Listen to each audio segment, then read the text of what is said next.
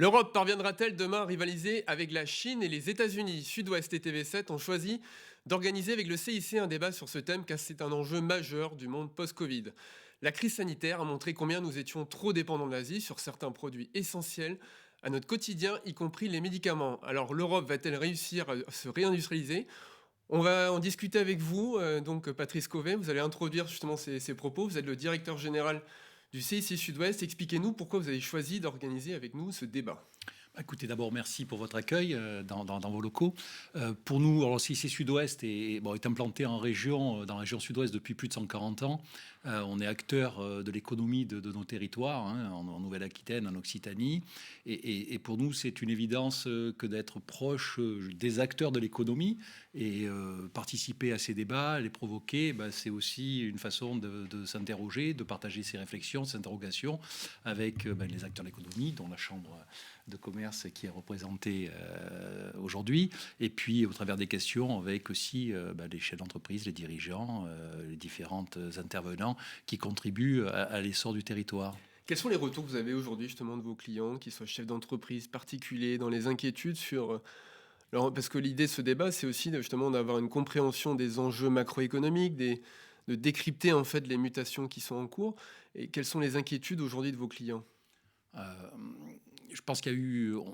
On est en train de sortir d'une période de rupture quelque part, de rupture en tout cas dans les cycles, puisque la plupart des entreprises ont connu un moment assez brutal il y a un an à peu près, avec le début de cette épidémie, qui a remis en question les organisations, qui ont amené l'ensemble des acteurs à trouver des réponses. L'agilité dont a fait preuve le tissu économique en général, bien aidé par les mesures de soutien à l'économie qui ont été très importantes, ont permis, je pense, de passer dans des conditions satisfaisantes cette période-là. Aujourd'hui, tout le monde est tourné vers cette sortie de crise sanitaire. Effectivement, se posent des interrogations, des questions sur, on va en reparler tout à l'heure, je pense, sur les approvisionnements notamment, ces difficultés-là.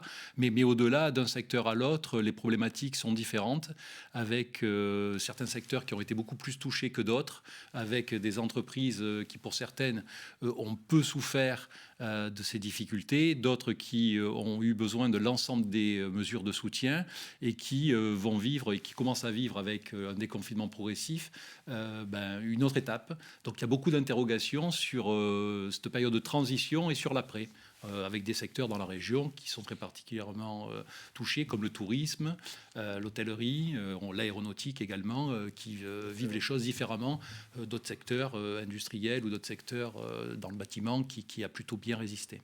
Alors on est ensemble pendant une heure, vous internautes aussi, vous pouvez nous poser des questions. Donc on a nos deux experts sur le plateau, donc François Duhaene qui est chef économiste et stratégiste à CIC Market Solutions, et Jean-François Clédel qui est président de la CCI Nouvelle-Aquitaine. Alors François Duhaene, tout d'abord, où est-ce qu'on en est aujourd'hui en fait de la relance de l'activité économique en Europe et plus particulièrement aussi évidemment en France? Bonjour à tous déjà. Concernant la reprise économique, alors quand on regarde la France, si on démarre, on est encore sur une phase de transition. On sent dans tout ce qui est lié à l'industrie, plus généralement le manufacturier, une reprise qui a démarré. Les indicateurs économiques et les indicateurs prospectifs sont particulièrement favorables. En revanche, c'est dans les services qu'on a encore du mieux à trouver avec la réouverture de l'économie, elle-même liée à la réouverture sanitaire. Donc ça, le premier point, c'est qu'on voit que ça va mieux, ça démarre, et on pense que ça va croître et embellir. Cette reprise est forte ou pas par rapport aux précédentes, puisque c'est quand même le troisième stop and go qu'on fait en un an. Est-ce que vous avez le sentiment, quand on voit les différents indicateurs économiques, que cette reprise est assez forte? Alors, à aujourd'hui, pas vraiment, puisque vous prenez les dernières indications fournies d'ailleurs par la Banque de France, je pense que vous y reviendrez tout à l'heure. Ces indicateurs aujourd'hui disent qu'on est toujours aux alentours de moins 5% en termes de taille d'économie par rapport à l'avant-crise. Le sujet, c'est qu'on est quand même toujours un tout petit peu en retard sur les indicateurs qui sont fournis, et on croit qu'aujourd'hui, sur la base des retours terrain qu'on a et toutes les entreprises que je suis amené à rencontrer à peu près chaque jour, la situation continue à s'améliorer. Toujours du retard dans les secteurs que mentionnait Patrice tout à l'heure, mais globalement, on sent que ça va mieux, que les carnets commandes se remplissent et que pour la suite, on peut croire, comme ce sur quoi table notre scénario, c'est-à-dire une accélération de croissance franchement plus marquée à partir du troisième trimestre. Alors, la France, dans l'environnement européen, est plutôt bien placée, du fait du plan de relance aussi qui a été mis en place. On a beaucoup soutenu les entreprises, on a préservé en fait les savoir-faire, les compétences à travers le chômage partiel Mm. massif. Absolument. Alors, on a été assez surpris sur la base des statistiques du premier trimestre. On a maintenant tous les grands pays européens. Et quand vous comparez la taille de l'économie française par rapport aux autres pays, et tout ça par rapport à l'avant-crise, donc le Mm. quatrième trimestre 2019, la France sort en tête. Alors, ce n'est pas forcément ce sur quoi on aurait tablé il y a encore juste 3 ou 6 mois. On a fait un bon premier trimestre de croissance. Alors, c'est vrai qu'il a été un peu révisé par l'INSEE, mais d'une base 2019 elle-même révisée en hausse. Donc, en termes de taille d'économie, c'était loin d'être négligeable. Ça prouve aussi que quand on met les moyens pour être capable d'accompagner la croissance et qu'on a des Français qui s'habituent au Covid, les entreprises qui gèrent le télétravail avec leurs salariés, la situation peut être moins pire qu'on croyait et on pense même demain embellir. Jean-François Clédel, vous êtes le président de la CCI Nouvelle-Aquitaine. L'économie justement régionale a plutôt bien résisté du fait qu'elle est assez diversifiée. Oui, tout d'abord, bonjour à toutes et tous et merci de cette invitation avec le groupe CIC. L'activité économique résiste finalement bien par rapport aux dernières mesures sanitaires. La production industrielle est en légère hausse, même dans notre région Nouvelle-Aquitaine, sur le premier trimestre 2020, sauf l'aéronautique, comme ça a été dit de part et d'autre. Et encore, c'est à nuancer parce qu'effectivement, contrairement à Toulouse, on a une Oui. part de l'aéronautique Alors, nous civile avons, ici en en effet, Nouvelle-Aquitaine qui est quand même beaucoup moins je vois importante. que j'ai affaire à un connaisseur. Donc l'aéronautique d'avions d'affaires qui est présente ici avec Dassault Aviation, c'est vrai, ne souffre pas. Mais en revanche, dans toute la région, si vous voulez, quand même, ce qui pèse économiquement, c'est l'aéronautique commerciale, enfin Bien l'industrie sûr. aéronautique commerciale, Notamment pour les derrière sous-traitants, les Airbus, PMI. Safran, etc. Toute cette chaîne qui souffre beaucoup. Alors, les services marchands, eux, connaissent une bonne résistance, avec des trésoreries qui s'améliorent, des prix qui augmentent. Ce sont les services à la personne qui continuent à pâtir quand même de la situation. Dans le bâtiment, on est confronté à un rebond aussi de l'économie, mais avec des tensions liées aux difficultés d'approvisionnement des matières premières. Davantage dans tout ce qui est entretien et rénovation que dans ce qui est construction neuve, où là, on est plutôt sur un plateau. Et dans les travaux publics, on a eu une croissance au premier trimestre, mais on s'attend à une baisse au deuxième trimestre, mais là, par contre, avec une baisse des prix et des marges que connaissent les travaux publics. Donc, en résumé, ce qui reste en souffrance, c'est, comme ça a été dit, l'aéronautique, tout ce qui est café, hôtel, restaurant, pour eux, c'est une année complètement blanche, culture, loisirs, pareil, l'équipement de la personne et les services particuliers qui sont en souffrance. Est-ce que la reprise est à la hauteur des attentes? Parce que Non. c'est un enjeu fort. On sait qu'on Oui, a oui. quand même plus de 150 milliards d'épargne en fait accumulée en France justement liée à cette crise sanitaire. Donc l'enjeu c'est aussi de pouvoir réinjecter au maximum justement cette épargne. Là, Dans l'économie. vous parlez pour la France et la Navarre, 50 milliards. Non, en fait, aujourd'hui, on sent qu'il y a eu un retard en fait, au redémarrage. On espérait une croissance un peu plus rapide. Elle arrive un peu plus molle ou un peu plus lente que ce qui était imaginé à une époque. On compte beaucoup sur le deuxième semestre, finalement, pour connaître une croissance plus forte. On a des questions déjà, on a une première question des internautes, notamment d'Émilie Réfalo. Alors sur quel secteur d'activité les conséquences de la crise post-Covid sera-t-elle plus fortes Patrice Cauvet? C'est ce qu'on vient d'évoquer. Je veux dire, il y a des secteurs qui ont plus souffert que d'autres. Donc, si on parle de trajectoire, forcément, ceux-là vont rebondir de manière plus spectaculaire. Dans des régions plus comme la nôtre, qui sont très ouvertes au tourisme notamment, on devrait avoir une activité saisonnière très forte. Donc l'hôtellerie, la restauration qui reprend effectivement. Ensuite, l'événementiel reprend, mais avec des contraintes sanitaires légitimes, mais en tout cas qui font que on part de zéro. Donc ça va être spectaculaire, mais enfin, je ne pense pas qu'on retrouve l'activité avant crise et tout de suite. Il y a on parlait d'aéronautique, qui est effectivement une activité importante pour la Nouvelle-Aquitaine, qui est très importante pour la région voisine que nous couvrons également, qui est l'Occitanie. C'est 70 000 emplois aéronautiques dans la région. C'est très très important dans l'emploi direct et indirect, ça pèse beaucoup. On est sur un secteur d'activité par contre qui est très structuré, avec un acteur très puissant qui est Airbus, Donc c'est les côtés très positifs qui permettent d'organiser une reprise aussi. Il y a eu des annonces assez encourageantes de la part d'Airbus ces derniers jours. Donc on a là une trajectoire qui semble être plus positive et qui est plus positive. Pour autant, on est sur des secteurs très capitalistiques, avec des investissements lourds. Donc si on a de belles perspectives de reprise pour les prochains mois et prochaines années, pour autant, les entreprises qui ont été touchées directement avec parfois des baisses d'activité de 30, 40 ou 50%, avec en face des frais fixes lourds liés à des investissements importants, ont souffert pendant un an et vont continuer quand même à avoir quelques difficultés lors des prochains mois. C'était pour des secteurs comme celui-ci, c'était essentiel justement qu'il y ait ces mesures d'accompagnement, de soutien et puis aussi les financements que la profession bancaire ont mis en place à travers notamment le PGE. Le prêt garanti par l'État. Tout à fait.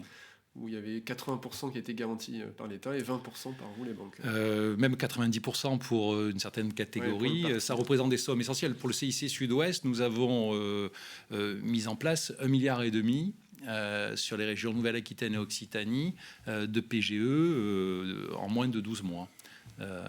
Donc une quinzaine de milliers d'entreprises, TPE ou PME ou ETI en ont bénéficié. Donc c'est considérable. Ça compte beaucoup effectivement pour préserver le tissu économique régional.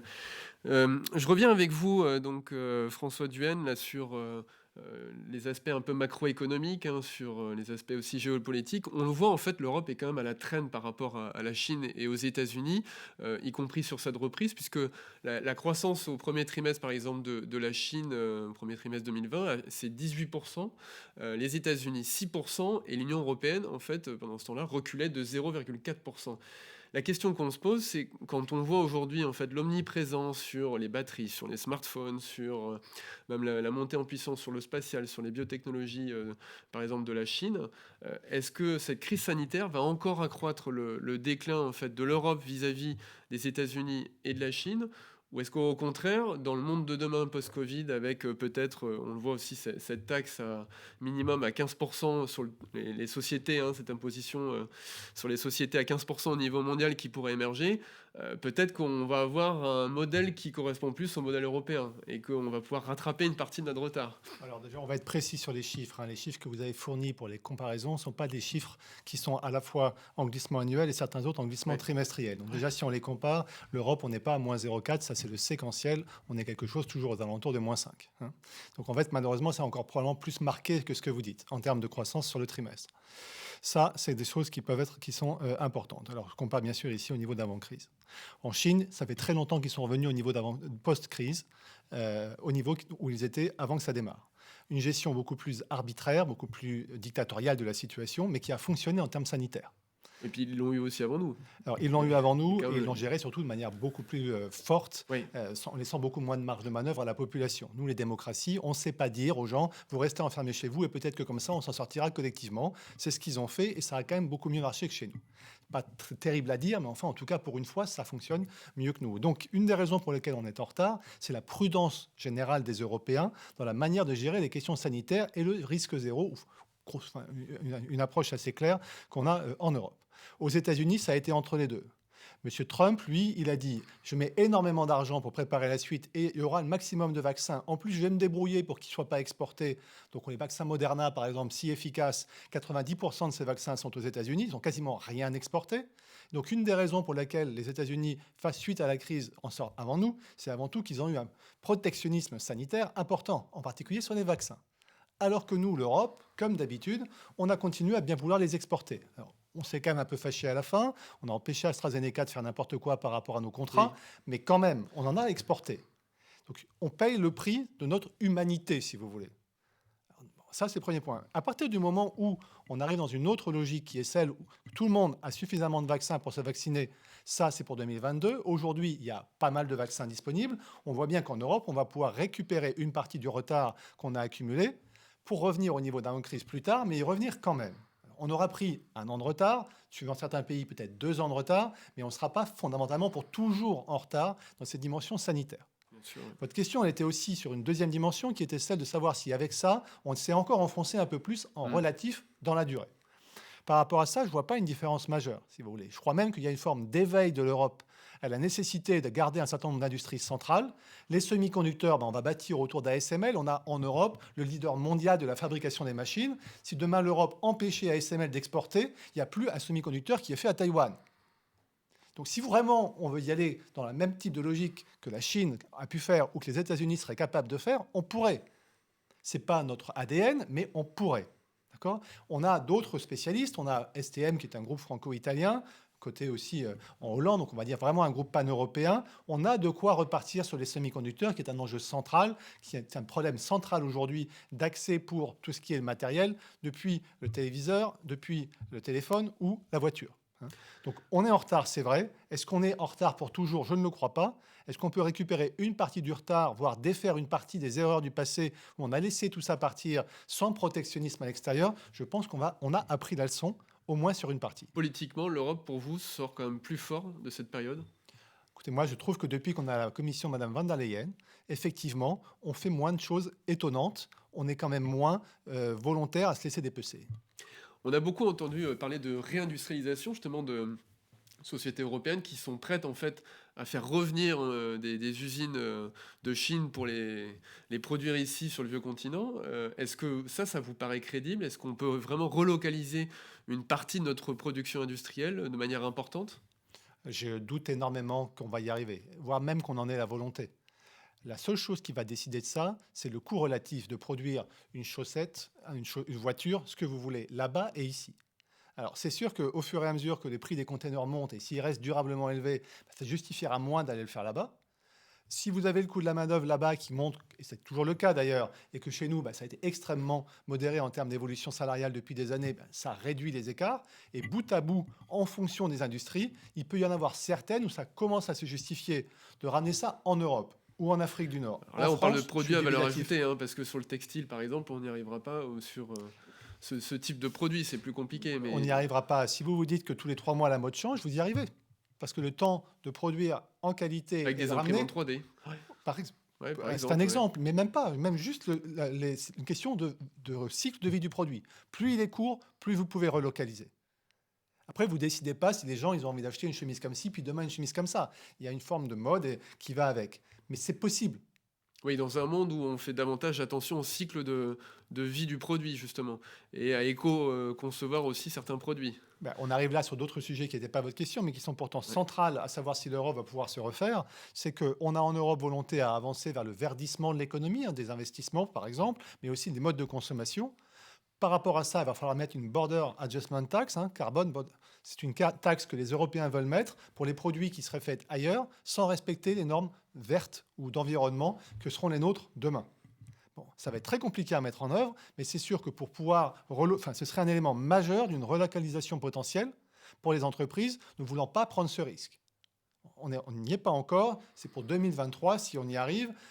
Les Américains nous ont déjà dit qu'ils nous accuseraient de protectionnisme si on faisait ça, mais comme il y a un nouveau président et qu'il est plutôt dans la même orientation, c'est même possible qu'on s'entende, plutôt États-Unis, Europe, reste du monde, face à la Chine, que, comme ces dernières années, États-Unis face au reste du monde. Et donc par rapport aux taxes et tout ce qu'il peut y avoir, donc la dynamique de l'Europe, l'Europe a aussi été quand même beaucoup subi M. Trump.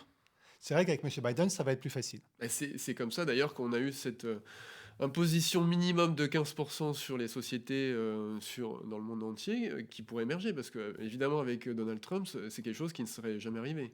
Alors, c'est un peu plus compliqué que de juste se dire, d'un seul coup, ils ont compris où était la réalité. C'est aussi parce que les caisses de l'État sont vides. C'est ni l'un ni l'autre. C'est qu'en fait, M. Biden, s'il veut se faire réélire dans 3 ans, il a absolument besoin d'avoir relancé l'emploi. Pour relancer l'emploi, il a l'intention de financer un grand plan d'investissement qui viendra en plus de toutes les mesures qui ont déjà été mises. Et pour que ça puisse être voté, il a besoin de recettes fiscales en face. Pour avoir ces recettes fiscales en face, il veut remonter l'impôt sur les sociétés. Pour remonter l'impôt sur les sociétés, si ça reste 12,5% en Irlande et que ça passe à 28% aux États-Unis, il va y avoir délocalisation. Donc la seule et principale motivation de M. Biden, c'est d'éviter les délocalisations d'entreprises américaines. Et donc c'est pour ça qu'on avance vers une taxe qu'ils avaient d'abord annoncée à 21%. Aujourd'hui, ils se disent que peut-être à 15%, ce serait déjà pas mal. Mais le but est un but domestique, avec une portée positive, je pense, internationale. Jean-François Clédel, sur ces problématiques d'approvisionnement, quelles sont les conséquences que vous percevez justement sur l'économie régionale? Quand on voit le prix de l'acier qui monte, le prix du bois, la problématique des semi-conducteurs, hein, on voit que par exemple PSA a dû fermer son usine de Sochaux pendant 3 semaines parce qu'ils n'arrivaient plus à sortir des voitures avec des tableaux de bord numériques et qu'ils ont dû revenir avec des tableaux de bord à aiguille. On perçoit bien quand même là, les difficultés que ça pose aux industriels, quoi. Je vais répondre aux questions d'approvisionnement, mais j'aimerais revenir aussi sur les questions de secteurs d'activité les plus touchés. En fait, ça a été en partie évoqué. Donc l'aéronautique qui était très touchée, mais du fait du Covid. Et dans le cadre de la compétition entre l'Europe et d'une part les États-Unis, la Chine d'autre part, il y a d'autres secteurs qui sont très touchés. On a par exemple le spatial avec l'émergence de SpaceX. On a l'automobile. Dans la compétition Europe avec la Chine ou avec les véhicules électriques, on voit que les Chinois sont en train de créer des leaders mondiaux comme Geely, qui détient la maison Volvo par exemple. Dans le nucléaire aussi. Dans le nucléaire, on a laissé la main aux Chinois. En fait, nous avons contribué à former les Chinois dans le domaine du nucléaire. Et là, pour des raisons qui sont très idéologiques dans nos pays, et en Europe en particulier, on imagine pouvoir se passer du nucléaire alors que tout le monde sait très bien que ce n'est pas possible. On ne pourra pas le faire. Et donc, c'est un secteur qui est très touché du fait de positionnement idéologique, tout comme le ferroviaire aussi, où là, les Chinois aussi sont très en pointe. Et puis, il y a l'e-commerce aussi. L'e-commerce, où là, en France, finalement, ou en Europe, on n'est peut-être pas aussi bien équipé que ça. On a des acteurs, mais en face, on a des acteurs extrêmement puissants et avec lesquels on a du mal à rivaliser. Un autre secteur qui n'en est pas un, mais je voudrais parler des startups. On a un gros problème en France de déclassement par rapport à la Chine et aux États-Unis en matière de start-up et de leaders et de capacité à créer des champions mondiaux. En fait, sur la vingtaine d'entreprises qui ont été créées dans les 25 dernières années et qui font plus de 100 milliards d'euros de valorisation, il y a 9 américaines, enfin je dis 20, il y en a 19, 9 américaines, 8 chinoises, 0 européennes.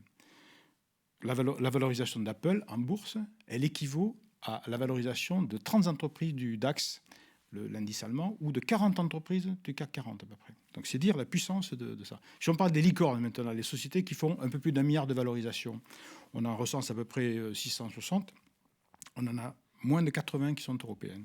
Donc on voit bien que là, on a un déclassement quand même de l'Europe en matière de capacité à créer des champions et des leaders, qui est important. Alors je vous rejoins en partie sur certaines raisons en fait de ce déclassement. Il y a, enfin même totalement, hein, il y a peut-être la taille du marché intérieur qui a du mal à se structurer parce que malgré tout on a encore des barrières et notamment linguistiques en Europe.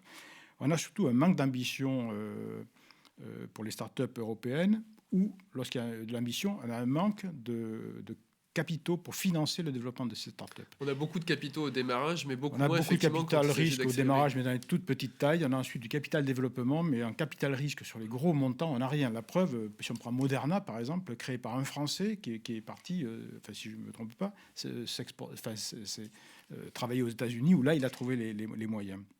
Et puis on a aussi un principe fondamental que l'on refuse, me semble-t-il, idéologiquement, c'est le refus finalement des règles du monde capitaliste. C'est le refus de la destruction créatrice, en fait. Il faut accepter les règles de ce monde. Il faut accepter de voir mourir des secteurs d'activité pour en faire renaître d'autres. Les Chinois l'ont bien compris. Toute dictature du peuple qu'ils sont, ils ont bien compris qu'il fallait passer du modèle socialiste au modèle capitaliste pour l'économie notamment, si on voulait réussir. C'est ce qu'ils ont fait et ça a réussi très bien. Alors pour en revenir maintenant à la question plus précise que vous me posiez sur les appros, ben oui, le bâtiment en fait voit des délais d'approvisionnement qui augmentent en matière voire même des pénuries de matières premières, hein, des difficultés à s'approvisionner en équipement électrique, en tout ce qui est bois. J'ai une plastique. question précisément, justement, pardon Jean-François, d'Aurélie là-dessus, qui est très concrète, hein, qui reflète aussi ce que beaucoup de gens et de sociétés vivent. C'est pourquoi une telle flambée des prix de 40 à 400% sur des matériaux et beaucoup d'impossibilités à s'approvisionner sur des câbles électriques, sur même des plaques de placo, et elle demande à quand un retour à la normale. Je ne suis pas devin. Je ne sais pas le dire. Peut-être qu'autour de la table, quelqu'un d'autre a la réponse. Moi, je n'ai pas la réponse. En fait, vous avez eu une fermeture d'usine, vous avez eu alors on ne le cite pas, mais dans la peinture, il y a eu un incendie d'un producteur de peinture aux États-Unis qui touche un peu toute la chaîne. Et donc, lorsque vous avez une baisse de production, ne serait-ce que de 5%, en fait, ça suffit à créer de la pénurie. Puis les entreprises, par précaution, stockent. Elles stockent par anticipation. Et donc, tout ça, ça accroît la pénurie. C'est comme, Et les prix? Les prix, ça va avec. Évidemment, Hein. c'est Si le mode vous d'offre et la voulez demande. votre chantier, le temps, c'est de l'argent. Vous voulez votre chantier qui sorte à temps. Si vous faut mettre 2 fois le prix sur une fourniture qui représente quelques pourcents de votre chantier, vous le faites. Vous le faites pour votre chantier. Pareil sur le bois, hein. Je crois savoir que le bois, justement, les États-Unis en manquaient, parce qu'il y a eu quand même pas mal de feux de forêt. Il y avait la taxe aussi sur le bois canadien, donc ils se sont rabattus sur le bois européen. Et nous, on est un gros producteur, évidemment, en France, mais comme on le transforme dans les pays de l'Est, et on n'était plus prioritaire, et donc le bois de structure a augmenté quasiment de 300%. Hein. Alors, on a beaucoup d'explications là-dessus. Il faut quand même se rappeler plusieurs choses. La première chose, quand on a eu la crise, les entreprises, TPE jusqu'à grosses entreprises, a déstocké pour réduire son besoin en fonds de roulement et donc convaincre son banquier de continuer à le financer. Donc en fait, la base du souci a quand même été un déstockage massif. D'accord ? Sur le déstockage massif, au fur et à mesure que l'économie croît et que les perspectives s'améliorent, vous cherchez à revenir à la norme pour le fonctionnement et donc vous avez une espèce de rattrapage. Deuxième élément, il y a quand même beaucoup de pans d'économie, en particulier sur la partie des matières premières métalliques, qui sont avec des problèmes de fourniture, c'est-à-dire d'offres.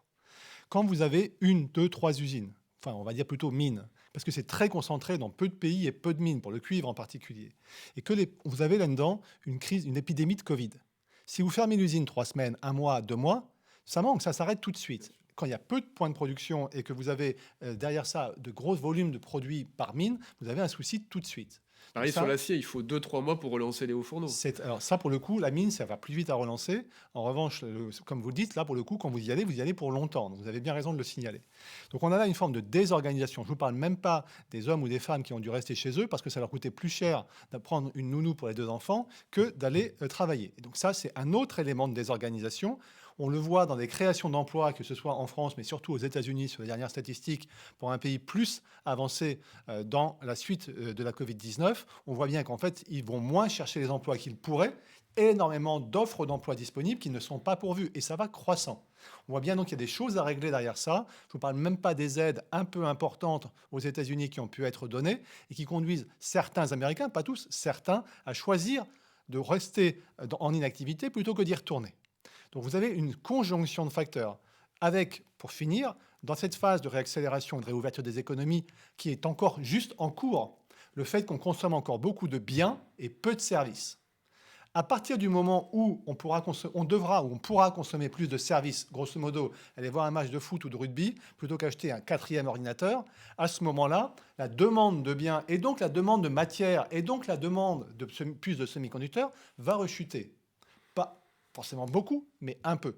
Et donc nous, on table beaucoup sur cette normalisation de l'économie dans la phase de reprise pour être capable en fait d'anticiper sur un horizon de temps suivant les matières premières qui sera 3e, 4e, pour certains, premier trimestre 2022, donc on peut peut-être avoir presque encore 1 an devant nous sur certaines, avant d'avoir une renormalisation des prix. Et là, vous avez encore 2 différences à faire, puis je vais m'en tenir à ça. Vous avez ce qui est lié au verdissement de l'économie, puisque là, ce sont les plans de relance européens et américains qui vont pousser à ça pendant presque 5 ans, 5, 8 ans. Donc, très peu de chances que ça rechute brutalement. Et puis, ce qui n'y est pas lié, et l'acier est quand même beaucoup plus large en termes d'application, par exemple, qui devrait revenir au niveau d'avant-crise, on ne sait pas exactement, mais à des niveaux bien plus raisonnables qu'aujourd'hui. Sur, par exemple, les semi-conducteurs, donc, ce qui est crucial, hein, on voit l'électronique est partout aujourd'hui dans tous les objets connectés qu'on a dans notre quotidien, que ce soit le téléphone, la voiture, et les trottinettes électriques et autres. À quand un retour à la normale ? Alors, sur les semi-conducteurs de spécialité, je pense que ça va revenir avant fin d'année. Pour les semi-conducteurs qui sont en très grande demande et utilisés absolument partout, où il n'y a plus de capacité, parce que ce n'est pas là-dessus, parce que ce n'était pas à suffisamment grande valeur ajoutée, que les industriels ont investi. Exemple typique, l'automobile. L'automobile, c'est des chaînes juste à temps. Il n'y a pas beaucoup de marge il n'y avait pas historiquement beaucoup de marge pour les constructeurs automobiles. Moralité, ils avaient tendance à essayer toujours de grappiller sur les prix des semi-conducteurs à disposition dont ils avaient besoin. À force d'avoir grappillé, ils sont passés comme clients non prioritaires chez les fabricants qui ont préféré les fabricants de téléphones puisqu'il y avait de meilleures marges et qui leur achetaient les mêmes puces plus chères. Donc en fait, si dans les modifications structurelles de la crise, un constructeur automobile demain devra se poser la question de savoir si ça risque pas de ressurgir de nouveau et de savoir quel prix il paiera pour rester prioritaire chez son fournisseur. D'accord. Et donc ça, comme ils étaient en retard et pas prioritaires, à mon avis, on va jusqu'au premier semestre 22. Ah oui, quand même. Je crains. Patrice Cauvet, j'ai une question aussi pour vous là d'un lecteur, là, Alexandre Grimoin, qui nous demande justement comment les banques vont-elles aider, accompagner afin d'éviter un appauvrissement du vieux continent. Alors, il n'est pas très optimiste, mais... On a des avis beaucoup plus optimistes. Là, non, avec effectivement... lutter contre un approvisionnement. Je pense que ça va au-delà de ce qu'on a indiqué du rôle des banques. Les banques, effectivement, ont leur rôle, puisque une grande partie de l'économie est intermédiaire. On finance, les banques dans leur ensemble financent en France autour de 70% de l'économie. Hein. Le reste est beaucoup plus, qui est financé directement sur le marché, est beaucoup plus faible en Europe, enfin en France qu'aux États-Unis. Donc on a un rôle de proximité. Les banques françaises sont des banques avec des réseaux bancaires importants. Donc on est dans les territoires. Et notre première mission, notre premier travail au quotidien, c'est d'accompagner nos clients. Donc c'est accompagner et financer l'économie. Donc on n'a pas, je dirais aujourd'hui, à part qu'il y a des outils nouveaux qui sont nés pendant la crise. On parlait tout à l'heure du PGE. Il va y avoir le PPR, hein, qui est le prêt qui va financer la relance, enfin les quasi-fonds propres qui sont mis à disposition des entreprises et qui commencent à être commercialisés. Hein. Ce sont les assureurs français qui dotent les fonds qui vont permettre de les financer. À ce titre, les assurances du Crédit Mutuel, qui est la structure d'assurance du groupe, mobilise 600 millions d'euros à travers ce fonds. Hein. Donc il y a une vraie mobilisation du secteur de l'assurance et des banques qui vont commercialiser et qui vont elles-mêmes porter l'ensemble de ces financements. Donc il y a cette proximité-là. Les banques n'ont jamais arrêté, et nous n'avons jamais arrêté de financer l'économie. On va continuer à le faire. On le disait de manière assez volontariste, hein, puisqu'on a une croissance des encours qui continue d'être assez forte, que ce soit le financement pour les particuliers à travers les crédits à la consommation qui reprennent depuis quelques semaines, après avoir baissé de plus de 10 points l'an dernier. Donc le crédit à l'habitat, je le disais, le financement des investissements qui continue. C'est crucial pour préparer l'avenir. Tout à fait, et qui continue de croître.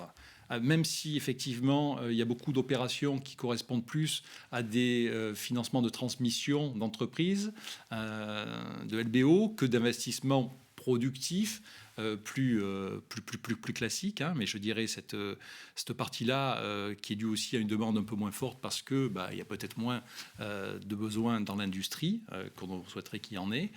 Donc il y a effectivement une forte mobilisation des banques pour accompagner.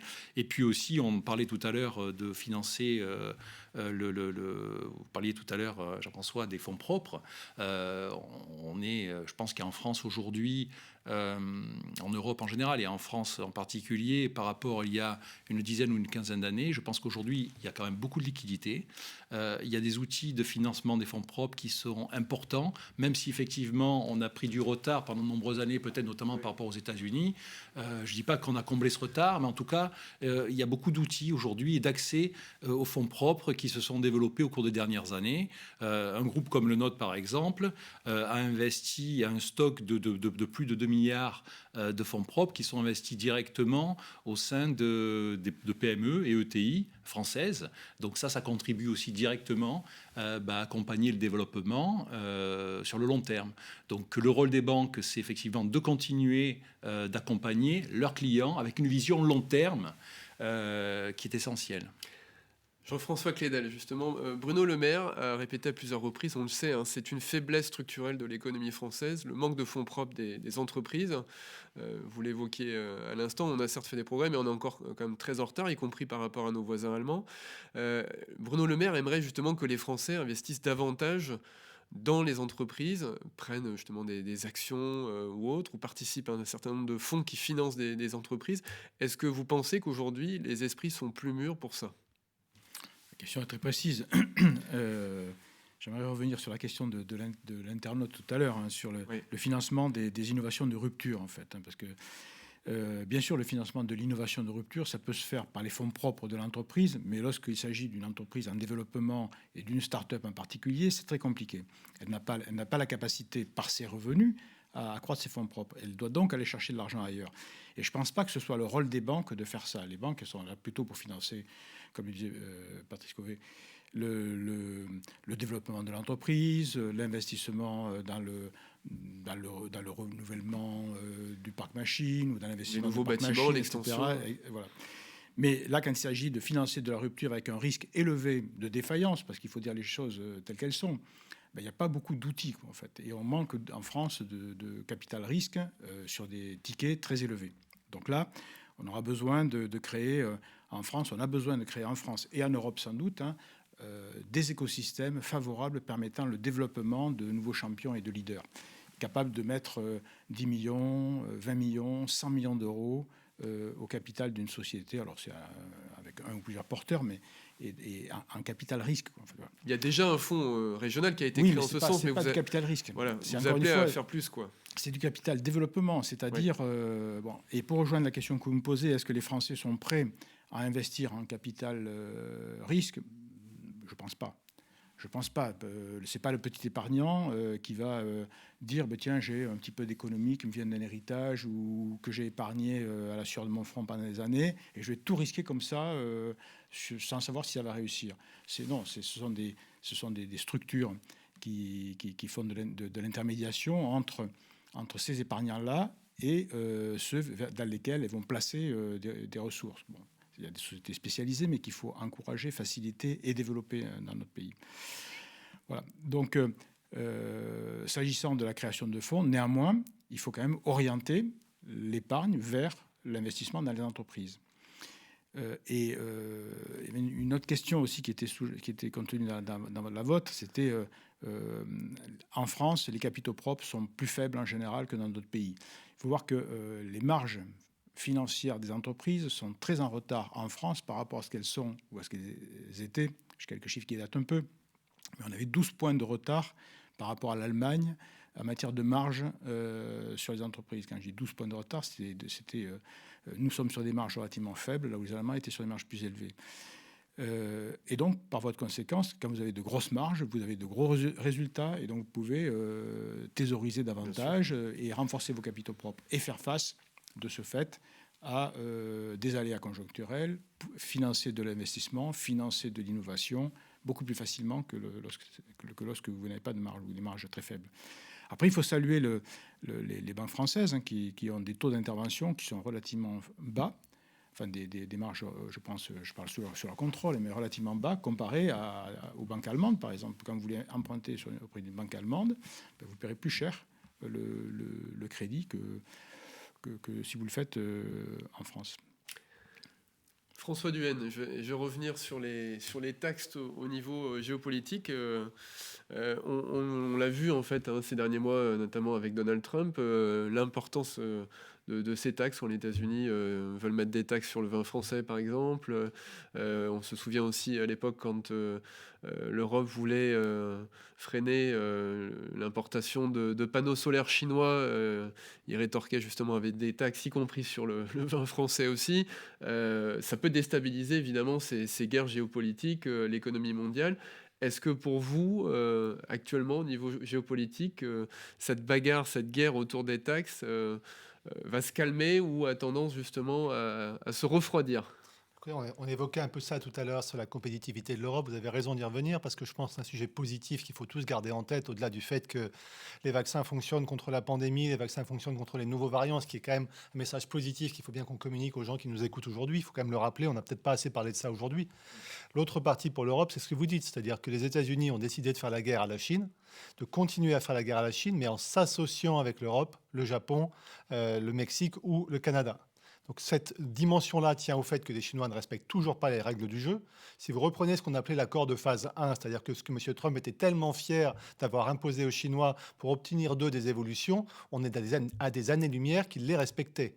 En 2019, on pouvait se dire, OK, bon, 2020 sera la bonne année avec le Covid. Ils ont dit, à cause du Covid, on ne pouvait pas acheter. On est en 2021 et ça ne fonctionne toujours pas. On a eu un déficit record la nuit dernière pour le dernier mois publié par la Chine en faveur de la Chine. Donc ça nature à énerver l'administration américaine qui se dit que si elle laisse faire les choses comme ça, dans 10 ans, dans 20 ans, c'est pas trop quand, mais 10 à 20 ans, la Chine sera devant. Donc leur but, c'est de ralentir l'économie chinoise, de ralentir le développement, surtout, avant tout, parce qu'ils ne respectent pas les règles. Les Américains ne les respectent pas forcément non plus. Je disais tout à l'heure que l'Europe, on était un peu les dindons de la farce de manière assez claire, mais qu'on montre un peu maintenant les dents face à ces sujets. On montre les dents, les Américains ont besoin de nous pour lutter contre la Chine. On aura donc, d'après nous, une suppression sur un horizon maximum d'1 an, j'ai même tendance à dire en fait fin d'année, des principales taxes liées à l'acier et à l'aluminium. On avait d'autres taxes qui avaient pu être liées à Airbus. On avait aussi des taxes dont ils nous menaçaient concernant la taxation des GAFAM que la France avait mis en place. Je pense qu'on va aller vers un règlement positif pour l'Europe, pour la France de ces sujets. Et donc derrière, une capacité pour les exportateurs à y voir plus clair et à exporter davantage qui devrait s'améliorer. Ce qui veut dire que ça permet aussi au commerce mondial de repartir sur de meilleures bases, parce que c'est comme ça aussi derrière. Quand vous avez tout un tas d'incertitudes, vous investissez moins, par exemple, pour exporter sur tel ou tel pays, quand au niveau de la législation et des taxes, ça vous pénalise. Hein. Absolument. On considère que c'est un petit facteur par rapport à la solution, à l'avancée en sortie de la Covid-19, mais c'est quand même un facteur favorable que vous avez raison de souligner, parce que dans 2 ans, quand on parlera plus de Covid-19, on se vaccinera tous les ans 1 à 2 fois, et puis on passera à autre chose. On aura peut-être encore des masques quand on ira au match de foot, mais grosso modo, on va reprendre une forme de vie comme avant. Pas forcément tout comme avant, mais une forme de vie. Et donc, effectivement, ça ira mieux et ce sera durablement favorable.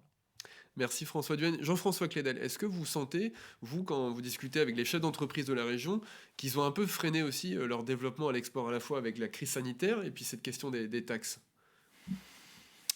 Alors, ou en tout cas leurs appétits. Alors les entreprises industrielles, elles, n'ont pas du tout freiné leur envie d'exporter. Hein. Elles maintiennent une envie d'exporter forte. Ce matin, j'ai échangé avec Marc Pekaski, le patron de Seva Santé, qui connaît une croissance. Qui est le 5e laboratoire vétérinaire au monde. Ouais, voilà, qui est basé à Libourne. Le siège social est basé à Libourne, tout près de Bordeaux, ici. Hein. Et qui va dépasser cet objectif annuel. Hein, voilà. D'autres continuent à vouloir exporter. Néanmoins, les exportations sont freinées par des mesures, par une activité qui ne repart pas toujours non plus dans certains pays, y compris en Asie. Hein. Il y a des secteurs qui sont touchés.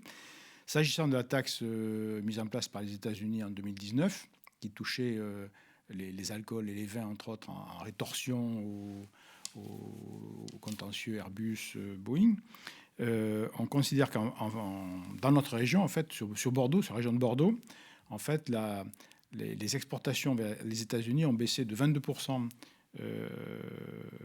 du fait de cette taxe. Et donc, ça se traduit par un manque à gagner pour le vignoble bordelais de 100 millions d'euros. Donc, c'est quand même significatif. Hein, voilà. Et donc, évidemment, non seulement ça a été une perte de marché pour la France, mais ça a été une perte de part de marché pour la France au profit de l'Italie et de l'Australie. Et on sait que pour reconquérir les parts de marché, c'était toujours compliqué. Quand les concurrents sont mis en place, il faut les déloger. C'est plus compliqué que lorsqu'ils ne sont pas arrivés. Quoi. Alors les vins de Bordeaux, malgré tout, ont réagi très vivement, puisqu'ils ont les prix des millésimes 2018, notamment, a baissé significativement. Il s'est ajusté au marché, finalement, pour pouvoir reconquérir des parts de marché. Donc le vignoble bordelais des grands vins va repartir. En revanche, c'est sur les vins d'entrée de gamme et milieu de gamme où là, ce sera toujours plus compliqué. François Duhaine, autre facteur important sur les taux d'intérêt. On le voit, hein, vous le voyez en tant que banquier, sur les prêts immobiliers, évidemment, que quand les taux d'intérêt remontent, ça freine tout de suite l'appétit, ça rend moins accessible aussi la possibilité de devenir propriétaire. Et puis on emprunte, pour les entreprises, si on emprunte autant, c'est parce que les taux d'intérêt sont très bas aujourd'hui, historiquement bas. Est-ce que les taux d'intérêt sont en train de remonter ou vont remonter progressivement, justement, à moyen terme ? Alors, si on regarde ce que paye la France pour sa dette, hein, donc on a commencé à remonter. Aujourd'hui, la France paye sa dette à peu près 0,15%. C'est presque rien, honnêtement. Mais le chemin est haussier, quelques dizaines de points de base, hein, donc quelques 0,1% fois X. Ça, c'est engagé et pour nous, ça va se poursuivre. Ça va avant tout parce que l'économie va mieux et que si l'économie va mieux, il y aura plus de demandes de crédit et moins de volonté de la Banque centrale européenne, qui représente ici la Banque de France d'une certaine manière, à acheter de la dette des États. Quand elle achète moins de dette des États, il y a le prix de la dette va avoir tendance à être un peu chahuté et donc les taux à remonter. Ça, c'est très progressif selon nous. Si on gagne 30, 40 points de base à horizon 1 an, ce serait déjà beaucoup. C'est pas énorme par rapport à l'historique, on remonterait à des niveaux tout à fait acceptables, mais c'est sûr que 40 points de base pour acheter un bien immobilier, c'est-à-dire 0,4%, ça fait une énorme différence. Donc ça, c'est le premier sujet. Donc la remontée des taux, c'est pas forcément un gros problème pour une entreprise, parce que si les perspectives sont bonnes, franchement, que les taux soient à 0,1 ou à 0,5, ça change pas la donne si vous avez 5% de croissance devant vous. En revanche, pour un particulier qui était déjà un peu limite par rapport aux règles qui ont été fixées en termes de taux de détention, de durée maximum du prêt, de montant minimum d'apport, là, ça va changer un petit peu l'équation. Mais il y a une deuxième partie de l'équation à prendre en compte. C'est vrai ça, si le pouvoir d'achat du ménage ne s'améliore pas. Parce que si les taux remontent, mais qu'en même temps, le pouvoir d'achat du ménage s'améliore, les deux peuvent se compenser. Donc la hausse des taux de l'immobilier n'est pas en soi le seul facteur à regarder pour se dire que l'immobilier va baisser. Il faut aussi se poser la question de la partie de l'offre.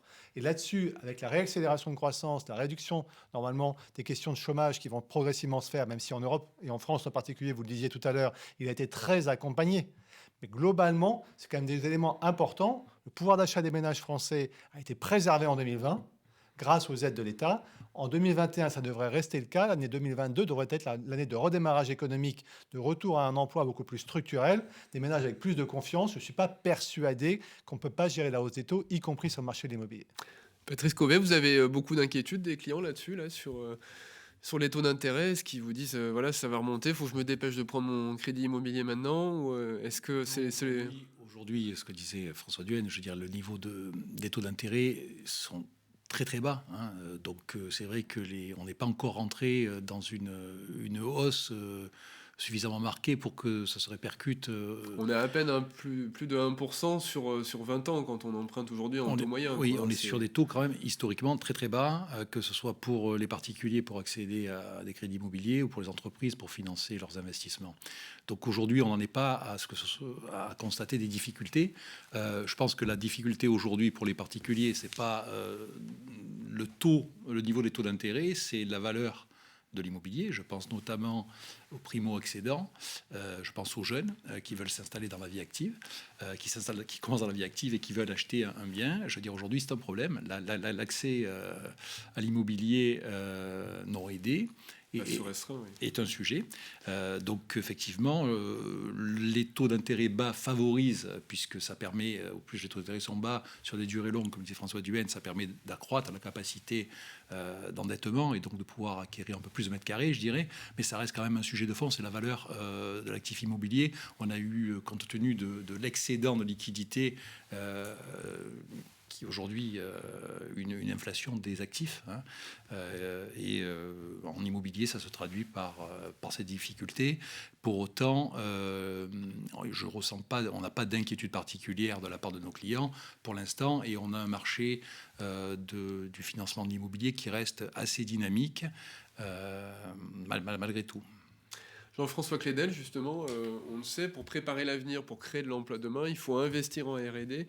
Est-ce que le fait d'avoir des taux d'intérêt assez faibles, ça a permis de maintenir aussi un certain niveau d'investissement malgré les inquiétudes sur l'avenir liées au contexte et à la crise sanitaire ?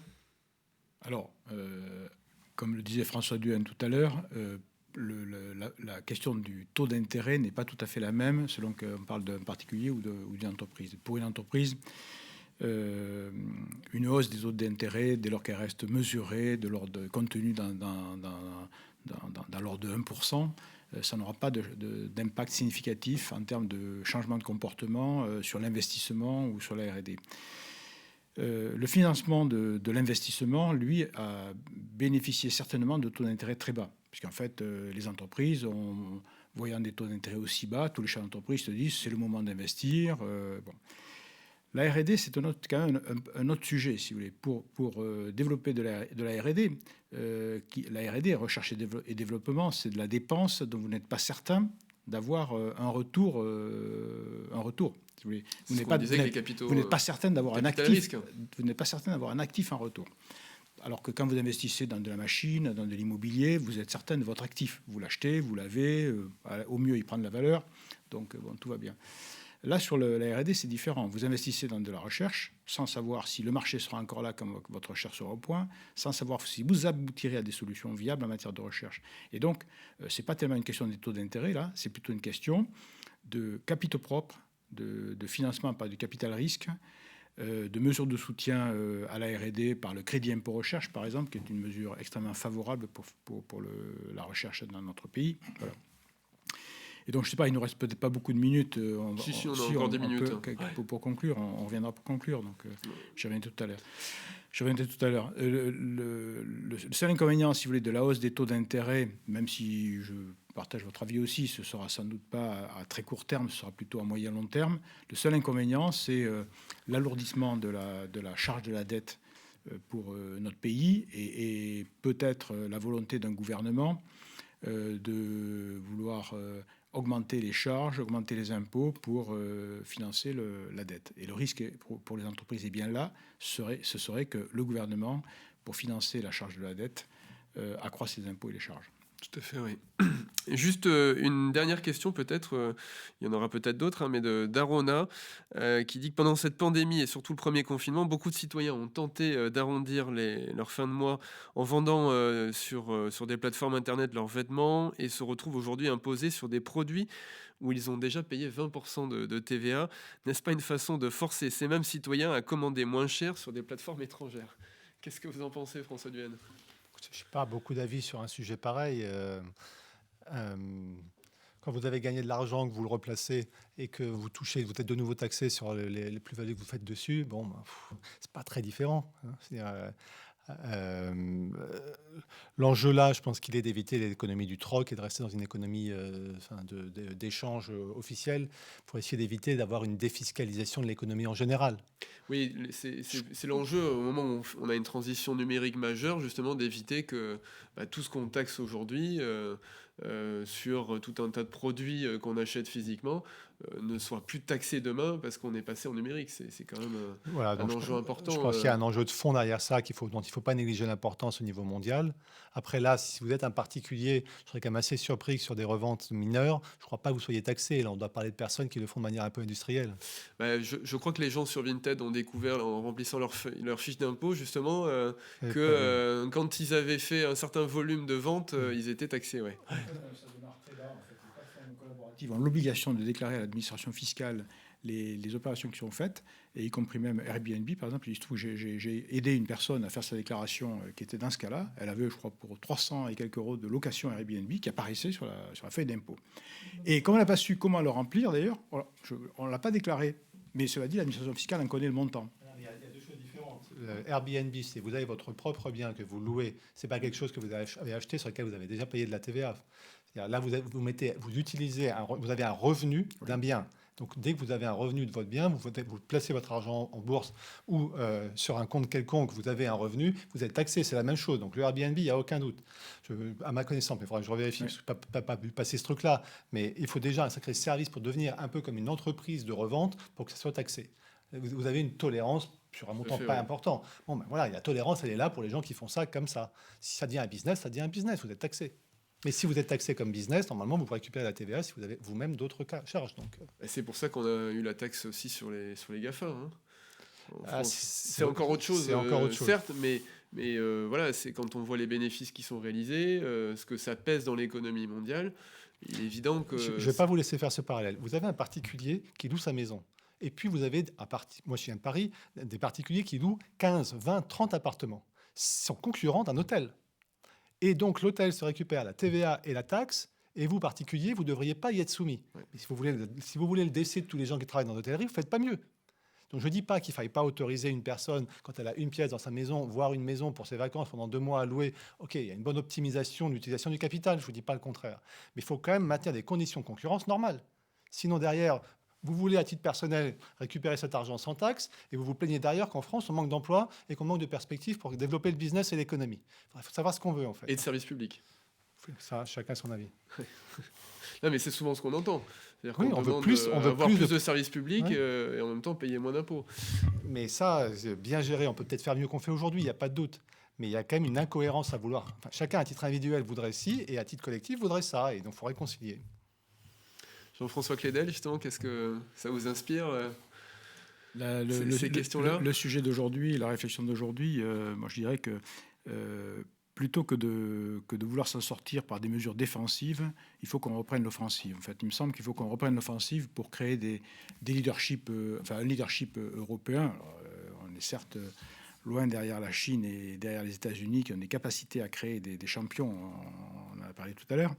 Mais malgré tout, la cause n'est pas perdue, on a des chances, on a des atouts. Et pour moi, il y a 3 mesures principales qu'il faudrait faire. Une première mesure, d'abord, première chose, d'abord, pas une mesure, mais première chose, ce serait, comme je le disais tout à l'heure, d'accepter la réalité du monde économique et de ses lois, c'est-à-dire le capitalisme.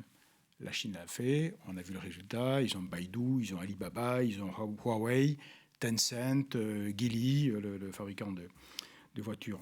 Deuxième objectif, il faudrait conquérir un leadership. Et là, pour moi, en s'appuyant sur 3 choses, c'est d'abord favoriser l'émergence de 2 ou 3 leaders mondiaux dans les composants électroniques, parce qu'on a certes ST Microelectronics, mais qui aujourd'hui n'est pas tout à fait un faiseur de composants de base. Ça fait partie des objectifs de l'Union européenne, hein, justement. Dans le médicament, exactement, dans le médicament.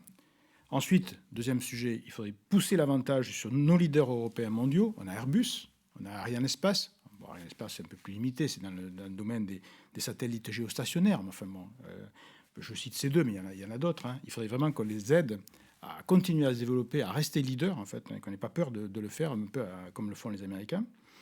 Et puis, il faudrait relancer aussi ceux qui étaient des leaders mondiaux et qui ont perdu du fait d'idéologies qui pour moi sont du passé, hein, notamment dans le domaine du nucléaire. On voit que le nucléaire, pour la Chine, pour l'Inde, pour des pays en développement, c'est la solution de l'énergie, c'est la solution de l'écologie aussi. Si on veut des solutions écologiques, il faut passer par là. Et donc, il faut qu'on pousse ces anciens champions, qu'on les aide à redevenir, ou qu'on favorise, en tout cas, le fait qu'ils redeviennent des champions. Et troisième grande action, j'en ai parlé tout à l'heure, hein, c'est de créer un écosystème pour la fabrique de licornes dans notre pays.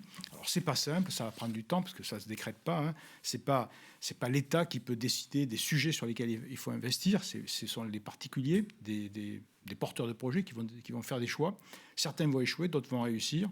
Et si on prend l'exemple du patron français de Moderna, il faut se poser la question de pourquoi est-il parti, a-t-il quitté notre pays, a-t-il préféré s'implanter aux États-Unis plutôt que chez nous. Donc il y a du financement de l'innovation et du capital risque. Il y a la réglementation du travail aussi qu'il faudrait assouplir. En France, c'est un gros mot, mais malgré tout, c'est une réalité. En Californie, ce n'est pas une question de coût du travail, il est très cher. C'est une question de souplesse. Les gens sont capables de travailler comme ils veulent, quand ils veulent, la durée qu'ils veulent, etc. Il y a déjà une réforme. Hein. Et puis, ce sont des normes. Du droit du travail.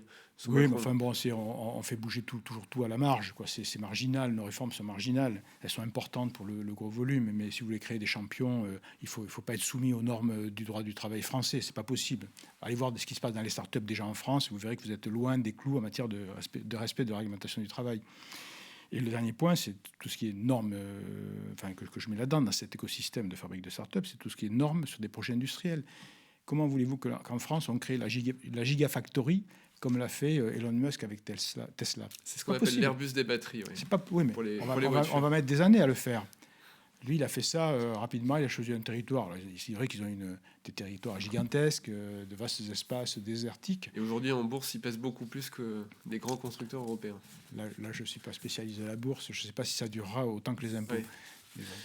Merci, c'est intéressant, Patrice Cauvet. Oui, simplement pour dire, je suis toujours un petit peu gêné quand même quand on érige trop la Chine en modèle. Quand même, je comprends et je partage une chose, c'est que ce que je trouve très positif et dont on devrait s'inspirer au niveau de la démarche chinoise, c'est la vision long terme de la stratégie. C'est-à-dire il y a une vraie vision long terme.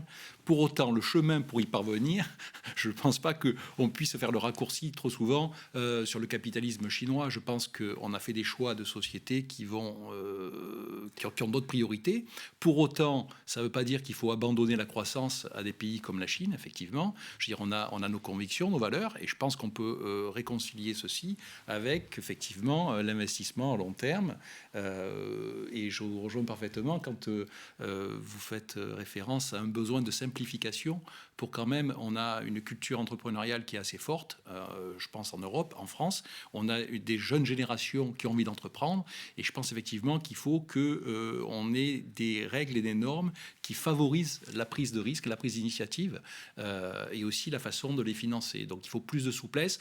Pour autant, je pense qu'il ne faut pas renoncer à certains principes qui fondent quand même notre civilisation, qui ne sont pas tout à fait les mêmes principes et valeurs qui sont partagés par les Chinois et certains modèles, pour revenir au début de nos échanges. Alors, justement, pour revenir sur cette thématique générale, il y a un modèle quand même européen, c'est un numérique plus responsable, c'est une économie plus tournée aussi vers justement la transition écologique, plus responsable aussi sur le plan environnemental, sur le plan social. Quelles sont vos propositions justement pour que ce modèle que beaucoup souhaitent évidemment voir se développer en Europe pour rattraper aussi les États-Unis et la Chine dans le monde post-Covid, qu'est-ce qu'on peut faire pour que justement ce modèle décolle? La première chose, c'est que je ne suis pas très sûr qu'il faille dire que la Chine soit très en retard sur les questions environnementales en termes de volonté à réguler, j'entends. De volonté à réguler. Le niveau actuel est bien sûr extrêmement différent. Il y a par exemple la volonté pour eux d'imposer des lois à des entreprises européennes ou américaines et de ne pas les imposer à leurs propres entreprises. Donc on a quand même un petit peu un sujet. Mais on voit que la volonté d'y aller, elle est quand même là partout. Elle était là en Chine avant les États-Unis. Elle était là en Europe depuis longtemps. Elle est maintenant aux États-Unis, en tout cas pour les 3 ans qui restent à M. Biden. Donc ça, c'est quand même un élément quand même plutôt favorable au niveau mondial. Je ne suis pas perçu. Il n'y a pas de recette magique aujourd'hui pour imposer le modèle européen au reste du monde. D'abord, on n'y arrivera pas. Vous avez un modèle en Chine assez dictatorial, comme je disais tout à l'heure, qui a fonctionné pendant la pandémie, mais que je ne loue absolument pas pour le reste. Regardez les conditions de vie des personnes qui y travaillent, par exemple. C'est quelque chose d'extrêmement difficile. La deuxième chose qu'ils ont aux États-Unis, c'est qu'ils avaient un modèle un peu intermédiaire entre les deux, en fait. Quelque chose d'un peu plus libéral, et en même temps, quand il faut protéger, ils n'hésitent pas. Je pense que nous, on évolue quand même de manière adaptée vers quelque chose qui ressemble à ça. On a une spécificité européenne où les gens se disent quand même c'est une façon de voir la vie, une façon de faire qui est favorable, mais auquel on ne ralliera pas les autres. D'accord ? Donc je crois qu'il va falloir pouvoir essayer de préserver ça autant qu'on peut, tout en conservant en parallèle la volonté de réformer que vous évoquiez tout à l'heure et que je partage pour l'essentiel de ce que vous avez dit, parce que si on ne le fait pas, on va de manière continue décliner. Je crois qu'on peut très bien garder un modèle où on essaie de protéger les gens autrement, de préparer l'avenir autrement, mais en assouplissant un peu tout ce qu'il y a dedans, qui nous met en retard parce qu'on est incapable de s'adapter suffisamment rapidement. Merci beaucoup à tous les trois, ça nous donne aussi des clés pour comprendre le monde de demain et percevoir un peu mieux, justement comprendre un peu mieux aussi ce qui se passe aujourd'hui, puis ça nous donne aussi un vent d'optimisme pour les prochaines années. On le voit bien qu'il y a quand même un modèle européen qui peut coller aussi évidemment aux aspirations des gens, sans pour autant vouloir l'imposer aux États-Unis ou la Chine, mais d'avoir notre modèle et qu'on en soit fier demain d'un modèle d'une économie européenne plus responsable sur le plan numérique, sur le plan écologique et aussi sur le plan social. Merci à tous les trois.